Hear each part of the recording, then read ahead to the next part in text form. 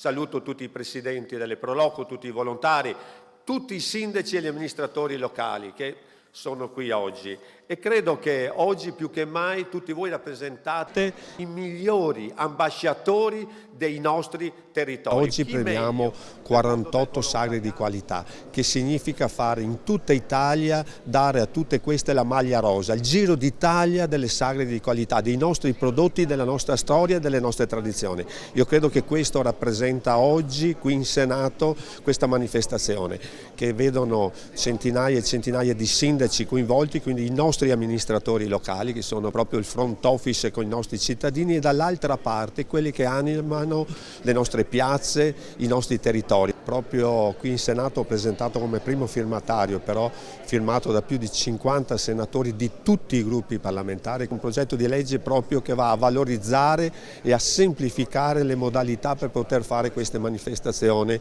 chiaramente all'interno delle nostre comunità. Questo credo sia l'aspetto più importante che tutti i volontari, tutti i sindaci e tutte le amministrazioni stanno aspettando. Delle 48 sagre di qualità che oggi abbiamo premiato, 7 di queste sono venete, una è la sagra del cavallo di Legnaro che oggi abbiamo visto sia il suo presidente e anche il sindaco che hanno partecipato a questa manifestazione. La sagra rappresenta il meglio di un territorio, cresce nei numeri ma cresce sempre di più nella qualità e nel voler rappresentare al meglio ogni luogo. I nostri volontari che rappresentano una forza per il territorio sono più di 20.000 quelli che sono impegnati ogni anno a realizzare appuntamenti e realizziamo qualcosa come 50 milioni di visitatori nei nostri eventi. Il trend 2023 ci dà dei risultati straordinari, abbiamo superato i dati del 2019,